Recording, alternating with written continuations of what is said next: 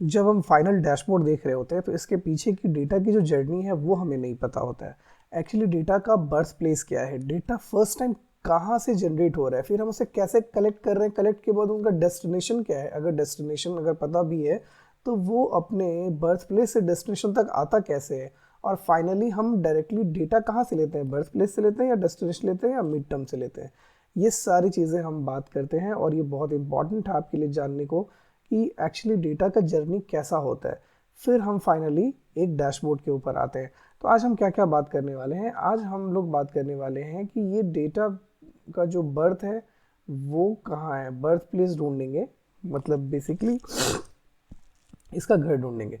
Second, इससे हम देखेंगे कि ये डेटाबेस जो आप सुनते आ रहे हैं या फिर डेटा वेयर हाउस, इनका क्या रोल है, राइट, और डिफरेंस क्या है। फिर आप सुनेंगे डेटा मार्ट भी सुनते होंगे, तो ये क्या चीज़ है, तो ये भी देखेंगे। फिर आपने सुना होगा ओ लैप या ओ एल टी पी, एक बहुत इंटरव्यू का फेवरेट क्वेश्चन है इंटरव्यूअर का। तो ये क्या चीज़ है, ओ लैप और ओ एल टी पी क्या चीज़ें हैं, ठीक है, ये देख लेंगे। फिर पाइपलाइन, पाइपलाइन बनाने के क्या क्या प्रोसेसेस हैं, कैसे कैसे बनाते हैं, जैसे आपने सुना होगा ई टी एल या ई एल टी, ठीक है।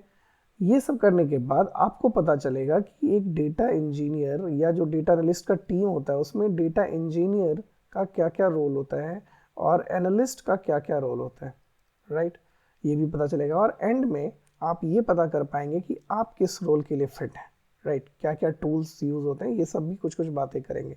तो फाइनली हम एग्जांपल लेते हैं कि एक रिटेल कंपनी है, ये कोई भी लेट्स से एबीसी कंपनी है जो कि एनालिसिस करना चाहती है अपने शॉप के लिए कि कितने कस्टमर्स आए, कितने रेवेन्यूज जनरेट हुए, कौन आ रहे हैं कौन नहीं जा रहे हैं, बहुत कुछ है जी, बहुत कुछ चीज़ें हैं। तो अब आप सिंपल एक इमेजिन करो कि इनके पास डेटा आएगा कहाँ से, ये कहाँ से लाएंगे डेटा। तो जब भी आप शॉपिंग मॉल में या कहीं भी जाते हैं तो क्या होता है, एक पॉइंट ऑफ सेल्स होता है जहाँ पे आप बिलिंग कराने के लिए जाते हो, फाइनली आपसे कुछ इन्फॉर्मेशन ली जाती है। तो जब फर्स्ट टाइम आप इन्फॉर्मेशन देते हो, जब वो कलेक्ट करते हैं ना, तो वहीं पे आपका डेटा का बर्थ होता है आपसे रिलेटेड उनके लिए। तो यहाँ पे ये डेटा स्टोर नहीं कर रहे हैं, मैं अभी जस्ट लोग कलेक्ट कर रहे हैं, ठीक है, स्टोर और कलेक्ट में दोनों में डिफरेंस है। फिर सोशल मीडिया पे आप जैसे फेसबुक पे जाते हैं, पेज लॉगिन करते हैं, इंस्टाग्राम पे करते हैं, टिकटॉक जो भी है, वहाँ पे आप अपना बेसिक डिटेल लेते हैं, ईमेल आईडी इन्फॉर्मेशन, कितना एज है। जब भी फर्स्ट टाइम देते हैं ना, वहाँ से उनका सबसे पहला डेटा जनरेशन आपके बेसिस पे हो रहा है। और डेली टू डेली जब आप स्क्रॉल कर रहे होते हैं तो डेटा का आपके आपके आईडी से ये सारा कलेक्ट तो होता ही रहता है, ठीक है। जब आप किसी वेबसाइट पे जाते हैं, किसी पेज पे जाते हैं, वहाँ भी बेसिक इन्फॉर्मेशन ली जाती है, राइट। अब हम किसी कंपनी की बात करते हैं तो सीआरएम में आप जानते हैं कस्टमर रिलेशंस मैनेजमेंट सिस्टम है, जहाँ पे आप बेसिक डिटेल्स डालते हैं अपने कस्टमर्स के बारे में, मैनुअली डालते हैं फर्स्ट टाइम, और उसे ही आप ट्रैक करते रहते हैं। या फिर आप ऐसे पी भी देख लें, बहुत सारा, ये सारी जगह जो है ना, ये सारा क्या है, बर्थ प्लेस है डेटा का, यहाँ पे जन्म हो रहा है, ठीक है। इसके बाद का ही प्रोसेस है। अब आपने ये कलेक्ट कर लिया, ठीक है। अब क्वेश्चन ये आता है कि अब इसे स्टोर कैसे करेंगे। तो राइट, ये एक बहुत इंपॉर्टेंट कंसेप्ट है। स्टोर करने के हमारे पास दो तरीके हैं, डेटाबेस या डेटा वेयर हाउस। तो आप बोलोगे सर ये डेटा वेयर हाउस सुना सुना है, डेटा बेस भी सुना है, बट कंफ्यूजन रहता है कि इन दोनों को यूज कब करना है, इसका मतलब क्या होता है। तो मैं आज बहुत ही सिंपल में बताता हूँ। देखो, डेटा बेसिस बेसिक क्या है, सबसे जो प्राइमरी लेवल पे डेटा को स्टोर करने का तरीका है वो डेटाबेस में। ऐसा क्यों? देखो, डेटाबेस को जब डिजाइन करते हैं ना, तो उसमें reading I mean writing writing speed अच्छी होती है और एक्यूरेट भी होता है। तो हमें क्या करना होता है, हम सबसे पहले क्या करते हैं, आप देखते हो ना, जब सीक्वल लिखते हो तो क्रिएट ऐसे करके, ठीक है, डेटाबेसेस नेम, फिर आप इंसर्ट करते हो, राइट, इंसर्ट में वैल्यूज में ये डालते हो कि नेम एंड ऑल, ये सारे। तो आप क्या करते हो, जब कभी कोई कस्टमर आया, लेट से आप शॉपिंग मॉल में, तो आप जल्दी लिखते हो, डालते हो। तो आपका क्या होना चाहिए, आपका इंसर्ट का स्पीड बहुत अच्छा होना चाहिए, अपडेट का भी स्पीड अच्छा होना चाहिए, अगर कुछ डिलीट करना हो तो डिलीट का भी क्या होना चाहिए, बहुत अच्छा स्पीड होना चाहिए, अपडेट होना चाहिए, फटाफट फटाफट होना चाहिए। तो प्राइमरली जब कहीं भी आप डेटा फर्स्ट टाइम स्टोर करते हैं एक स्ट्रक्चर्ड फॉर्मेट में, स्ट्रक्चर्ड फॉर्मेट मीन्स कि एक टेबल है जिसमें कुछ रोज हैं, ठीक है, और जिसमें कुछ कॉलम है, तो यही डेटाबेस कहलाता है। और ये क्या है, ट्रांजैक्शनल डेटाबेस, बेसिकली क्या बोलते हैं इसको, ट्रांजैक्शनल डेटाबेस, ये आप टेक की वर्ड याद रखना। ट्रांजैक्शनल डेटाबेस क्यों? क्योंकि डेली का डेली ट्रांजैक्शंस जो भी हो रहे हैं बेसिक, वो सारे ही तो करते हो। इसे ही हम बोलते हैं OLTP। अब आप रिलेट कर पा रहे हो, ऑनलाइन इसे बोलते हैं ऑनलाइन, ठीक है, ट्रांजैक्शनल प्रोसेसिंग, ठीक है। यही OLTP होता है, जो ट्रांजैक्शनल डेटाबेस होता है, जो हम डेली टू डेली बेसिस पे डेटाबेसेस में स्टोर करते हैं। ठीक है सर, डेटाबेस का मतलब समझ में आ गया। ये स्ट्रक्चर्ड बेस हो गया कॉलम के, जिसे आप RD relational database management DBMS, ऐसे RDBMS आप सुनते होंगे, रिलेशनल डेटाबेस मैनेजमेंट सिस्टम। क्यों? क्योंकि यहाँ पे सम सॉर्ट ऑफ रिलेशंस भी होता है टेबल के बीच में, और ये जो है ना स्ट्रक्चर्ड बिट में रो और कॉलम के बीच में क्या होता है। Okay, clear. दूसरा है वेयर हाउस। फिर इसका क्या यूज़ है? अब मान लो कि आपके बहुत सारे स्टोर्स हैं, 1 2 3, और आप कहीं पे कस्टमर का डिटेल्स आपने डेटाबेस बना रखा हुआ है, कहीं पे लोकेशंस का, कहीं पे आप इन्वेंट्री का, अलग अलग चीज़ें हैं, राइट। आपने छोटा छोटा टेबल बना रखा हुआ है। तो इन सारे डेटा को आप ले आते हो data warehouse. Data warehouse क्या होता है? सिंपली यही होता है ना, आप जैसे फ्लिपकार्ट से कुछ ऑर्डर करते हो, एक वेयर हाउस है, उसमें सारा कुछ आइटम रखा हुआ है, आपने कुछ ऑर्डर किया और वो क्या किया, उस वेयर हाउस से उठाया और आपके घर पे ले आया। ऐसा ही होता ना। और इस वेयर हाउस में कहाँ से आया सामान? तो छोटा छोटा जो दुकान है, छोटा छोटा, कहीं मोबाइल का शॉप है तो यहाँ से मोबाइल ला के रख दिया, कहीं लैपटॉप का दुकान है लैपटॉप ला के रख दिया, कहीं ग्रोसरी का सामान है तो ग्रोसरी का ला के रख दिया वेयर हाउस। एक बड़ा सा वेयर हाउस हुआ। ठीक इसी तरीके से छोटा छोटा जो दुकान है ये डेटा बेसेज है, और ये इन सब को एक साथ मिला के डेटा वेयर हाउस पे आ गया। समझ पा रहे हैं? ठीक है सर। तो फिर डेटा वेयर हाउस का मीनिंग एक सिर्फ क्या, स्टोर करने के लिए नहीं। देखो, डेटा वेयर हाउस से हमें क्या काम करना होता है? लेना होता है, मीन्स हमें रीड करना होता है। तो इसकी जो रीडिंग कैपेबिलिटी होती है ना, ये बहुत फास्ट है। मतलब हम जब भी डेटा यहाँ से वेयर हाउस से लेंगे तो फटाफट हमें यहाँ से मिल जाएगा, क्योंकि इसे हम ऑर्गेनाइज्ड करते हैं। ऑर्गेनाइज्ड मीन्स क्या करते हैं? इसे ही तो हम स्कीमास बनाते हैं। आपने जो सुना होगा स्टार स्कीमा या स्नोफ्लेक, ठीक है, स्नोफ्लेक स्कीमा या गैलेक्सी, जो भी है, ये सारे स्कीमास यहीं पे हम डेटा वेयर हाउस में भी डिज़ाइन कर सकते हैं प्रॉपर, कि एक दूसरे टेबल से रिलेशन बना रहे और वहाँ से हम डेटा फेच कर पाएँ। तो इतना, इसे ही हम बोलते हैं OLAP, ऑनलाइन एनालिटिकल प्रोसेसिंग, ठीक है। ये एनालिसिस के लिए बना गया है। यहाँ पे क्या है? रीडिंग है, और यहाँ पे क्या है? राइटिंग है। अब डेटा मार्ट बस सिंपली वेयर हाउस को ही एक और छोटा पार्ट में आप तोड़ दो। मान लो कि इसमें है डेटा वेयर हाउस में आपके पूरे कंपनी का डेटा है, तो आप डेटा मार्ट एक बना लो अलग से। ये सेल्स के लिए बना लिया, ये बना लिया ऑपरेशन के लिए, ठीक है। एक और डेटा मार्ट बना लिया, वो किसके लिए बना लिया? आपने बना लिया HR के लिए। तो आप छोटा छोटा पार्ट को तोड़ते हो डेटा बेसिस को, उसे ही हम डेटा मार्ट बोलते हैं। ये दोनों चीज़ सेम ही है, ठीक है। अब एक मन में क्वेश्चन आएगा, सर कुछ नाम बताओ जिससे मुझे समझ में आएगा। तो ठीक है, डेटाबेस का आपने बहुत नाम सुना होगा, जैसे मैं बताता हूँ यहाँ पे, इसे मैं डिलीट करता हूँ।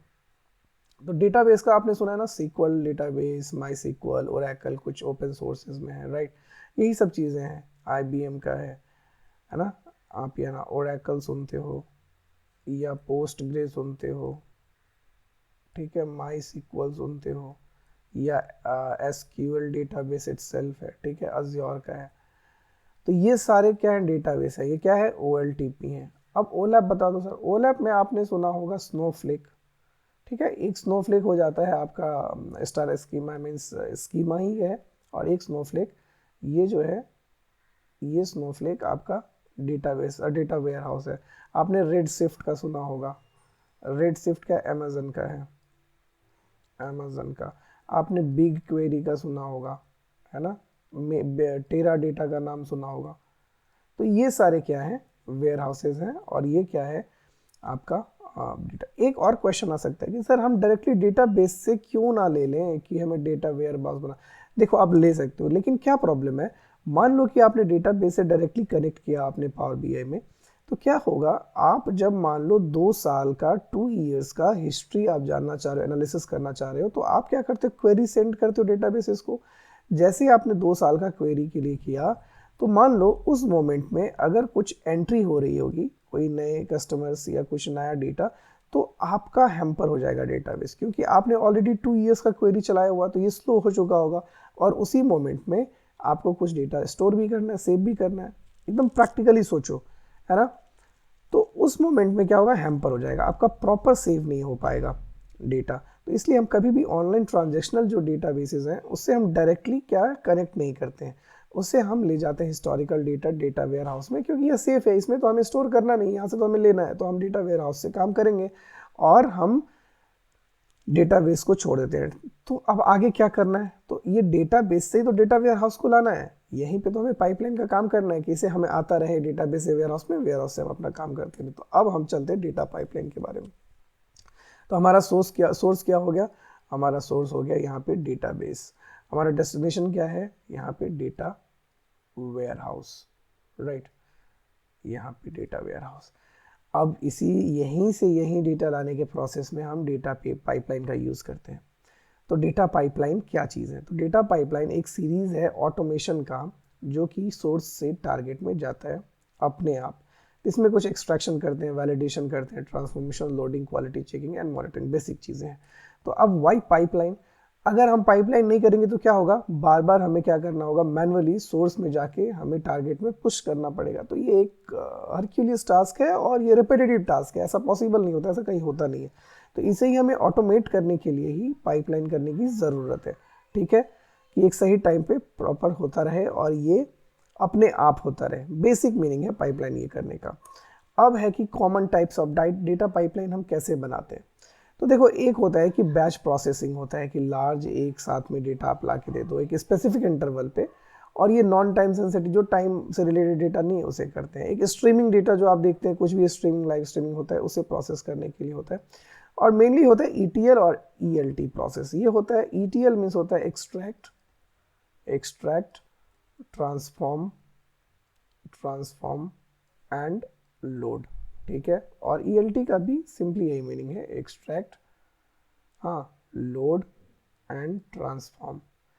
अब आप देखते हैं, जैसे एग्जांपल कि मैं मानता हूँ कि आपने डेटाबेस से आपने डेटा एक्सट्रैक्ट किया, लोड किया, एक आप पाइपलाइन बनाते हो, ठीक है। पाइपलाइन का ही पावर BI में एक होता है प्रोसेस, जो पाइपलाइन दिखाता है कि आपका सोर्स कहाँ है, उसके बाद आपका डेस्टिनेशन कहाँ है, ऐसे सेट करते हो। उसके बीच में प्रोसेसेस क्या क्या है, लाइक मान लो कि मैं डेटा फ्लो ले लेता हूँ, ठीक है। डेटा फ्लो में आपने डेटा लाया, फिर आपने किया क्लीन, फिर उसमें न्यू कॉलम ऐड किया, है ना, न्यू कॉलम ऐड करने के बाद फाइनल आप डेस्टिनेशन पे डालते हो। तो ये जो प्रोसेसेस है सारा, ये वन टाइम है, एक बार आपने किया और ये टाइम आप कर देते हो, इंक्रीमेंटल कर देते हो, लेट से हर वीक, कभी कोई डेली या मंथली बेसिस पे, जो आपका नेचर है डेटा का।